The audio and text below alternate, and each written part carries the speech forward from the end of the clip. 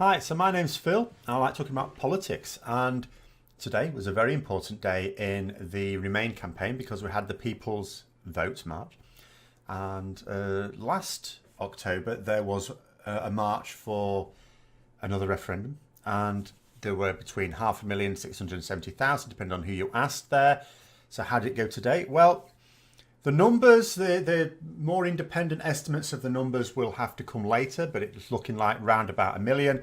Obviously, fiendishly difficult to get anything like accurate numbers. Of course, the campaign will say over 1 million, but they're biased. And there's a certain appeal in an arbitrarily pleasant number like 1 million. It could have been 998,000 for all we know. No, I'll just call it 1 million. So we'll wait for more independent estimates, as I say. However, what can be said is that it was definitely grander than last October's march, and that was pretty impressive. In fact, there were so many that the police had to get the earlier marchers to start early before they would go into, because of the potential for a crush behind them, as more and more people flooded into the city, far more than the police had the capacity to deal with. So let's have a look at a few images. So first of all, nice little banner. We've had these popping up all over the country from Led by Donkeys, a political campaign, obviously very much Remain leaning. In this particular case, what it does is it sort of quotes prominent Brexiteers, especially in terms of what they were saying before the referendum. Here's David Davis. If a democracy cannot change its mind, it ceases to be a democracy. Now, of course, what he was trying to suggest there is we'd had a referendum on being a member of the EC, and we voted to remain within it. And he's going, oh, we should have another one because, of course, we've got to be able to change our minds. They changed their tune straight after it, apparently now to have another referendum after a couple of years and after we've had a chance to actually see what the result of it is. All of a sudden, that's undemocratic. You know, and again, you still keep getting these, oh, it's undemocratic not to do this. But it's the whole nature of democracy is you actually have elections and you have regular elections. The whole point is you vote for a bunch of monkeys to Parliament who stand on their manifesto and you go, oh, yeah, I like the sound of those policies. We'll vote for you. You go ahead. And then a few years later, once you've actually seen the reality of it, it's like, oh, God, no, I didn't want that. And then you vote the monkeys out of Parliament. That's how parliamentary democracy works. Well, there's no difference with a referendum. People thought that they wanted to vote for the ridiculous future that was being promised to them. But now many people have actually seen, no, that future doesn't exist. It's not actually legal. It's not possible. It makes no sense. They've seen the reality of what Brexit means. And they want to have another say. That is democracy. Another little image here. So showing some banners. So obviously a lot of people aren't just randomly going there. They've got banners out with messages on there as well. This is my favourite. I have seen some really good ones actually, but I quite liked this one. Brexit is a headless chicken running around. Anyway, yeah, so we get to an image like this. Now, I'm sure it's an image of this sort that the media will mostly try to use. The problem with this, although it shows a ridiculous number of people and it's quite clear what they're demonstrating for, nonetheless, it doesn't show you the full extent. It looks like, oh yeah, that's a large demonstration. However, what we really need is something like this. That's a demonstration. That is a lot of people. My goodness. But of course, just like the BBC, I will, in the name of balance, explain that there was a counter protest to this. There was the March to Leave. Nigel Farage leading a much larger group of people into London to campaign for leaving the EU. There it is. Note that as he's talking to his supporters, a little bit more about what he said in a minute, as he's talking to his supporters, that's what he's doing, talking to his supporters. No need for a microphone there. They could all hear him. Maybe he had to speak up a little bit because he's on top of a bus. Now we go back to the People's Vote, and the people speaking there, of which there were many, needed a sound studio with PA set up and large screens so that some of the people there had some chance of being able to see and hear what they were saying. And another, I like this meme on the left here. So again, what they've been trying to explain to us is actually the Brexiteers represent the will of the people. Brexit is the will of the people, and the people remain as are the citizens of nowhere was the phrase used. Well, as it shows there, the will of the people is what someone suggested to me on Twitter is actually just a large pub crawl Whereas the citizens of nowhere were definitely somewhere today. They were in London. Well, they still are at the time I'm doing this. And they're all over London. Look at the state of it. So the contrast couldn't be more stark. And what do Leave supporters have to say? When you present them with this undeniable disparity between the pro-Brexit demonstration and the referendum demonstration. And let's be fair, this is calling for a second referendum. There could be people who wish to leave in that demonstration as well. But let's not kid ourselves that they're a majority. Well, they say, oh, we don't need to march because we've already won. Well, I didn't notice them marching before they'd won.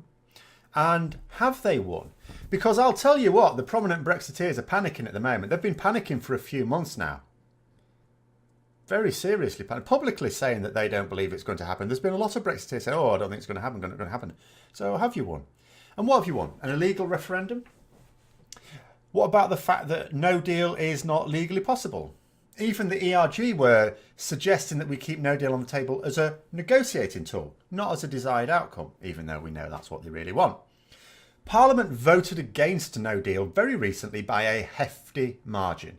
Now, yes, they keep saying that voting against it doesn't actually change their default position. Well, maybe it does, maybe it doesn't. But nonetheless, it shows what they intend. Parliament won't vote for May's deal. In fact, Theresa May, it's been reported, may not even put that up for a vote because she may now be accepting that it is not going to go through. The EU have said that they will not renegotiate a single line of the agreement. That means for all Jeremy Corbyn's talk of positive talks in Brussels this week, where he at least didn't embarrass himself like our Prime Minister, and let's be fair about his proposals, they would form the starting point of much stronger system of actually enacting Brexit and, more importantly, a legal way to do it. But the fact of the matter is the withdrawal agreement is as it is. Now, that withdrawal agreement doesn't stop him then implementing those things. But the issue is, of course, he's not in power. He doesn't have the MPs to be able to push that anyway. Only the government can actually carry out those negotiations. So even though the EU would be happy about them, they're not going to do anything. They can't do anything. And speaking of Jeremy Corbyn, what did he have to say at the People's March? Nothing. He wasn't there. You know, I was appalled last night, actually, because I saw a tweet from the Labour Party asking what supporters were up to this weekend and encouraging them to get involved in local party matters. And to think that Labour's official policy is to support a people's vote. Now, apart from anything else, for Jeremy Corbyn, the people's vote is a local party matter because it was happening in London and he's based in London. We had Nicola Sturgeon, for goodness sake, coming from Scotland to speak. Where was he? Now, I'm sorry, everyone can now stop defending him on this issue at least. He has lied. He's lied about supporting what the majority of Labour supporters have said they want him to do. What they want to get behind, what they want him to get behind. He's a disgrace to the party. Yes, I know there's a lot of members who have been waiting for a while for what they consider a proper left-wing leader. But he is not your guy. He lacks the competence to remove the Conservatives from office, which is an exceedingly dangerous prospect.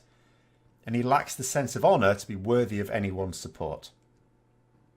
Now, there were plenty of Labour MPs there at the event. The deputy leader, Tom Watson, spoke, for example. But of Jeremy Corbyn, who lives in London, like I say, I haven't seen any reports he was there. And I'm quite sure that if he was speaking there, I would have come across those. I've not seen tweets from the Labour Party about it. I've not seen tweets from him about it. And I would have seen something. But back to more important matters. So when Parliament sits next week, it will be with a public petition of millions. And after a weekend when 1 million people swarmed the streets to call for a people's vote. If any MP next week even dares to suggest that Brexit is the will of the people, I expect the rest of the House to shout them down loudly. Do not let them get away with it. The outpouring of the people's will has been massive. However, my hopes of Parliament abandoning party politics, shall we say, next week may be pure optimism. Although there were quite a lot of MPs there, I didn't see many Conservative ones mentioned. Now, they're not completely absent. There was at least one Tory peer in the form of Michael Heseltine, and he spoke there. Dominic Grieve, the former Attorney General, and he's an MP, he was also there. So the Parliamentary Conservative Party was represented at least there, thank goodness. I'd like to think there would have been others too that I just haven't seen reported. But the thing is that other parties, including the SNP, were robustly represented.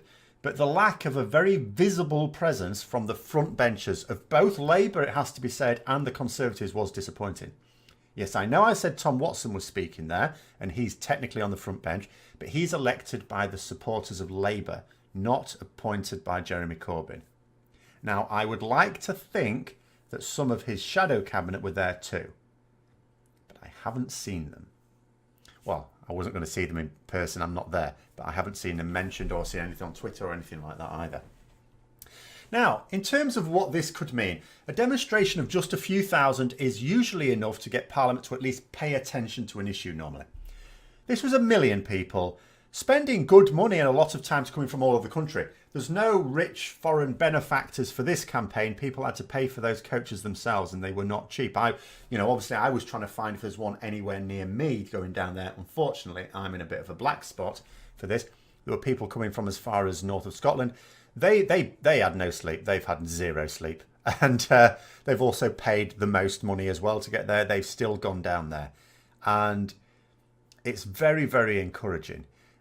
Meanwhile, with Farage's march to leave, so he told his crowd, if we can call it that those marching in London were not the majority. Well, that's debatable, but I'm pretty bloody sure that his supporters certainly aren't the majority. As someone suggested to me on Twitter, as I said earlier, it's really just a pub crawl what he's got.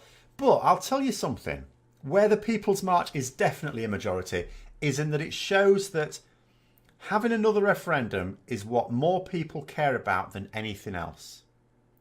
There are plenty of people in the country that don't really care about any political issue at all, and that's up to them. That's their right as free citizens. There are some people who actually believe and care about leaving the EU.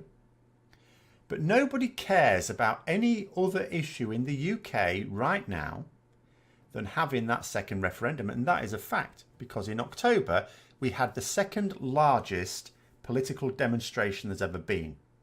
Today, we had a new second largest demonstration there's ever been, and it's both on the same issue.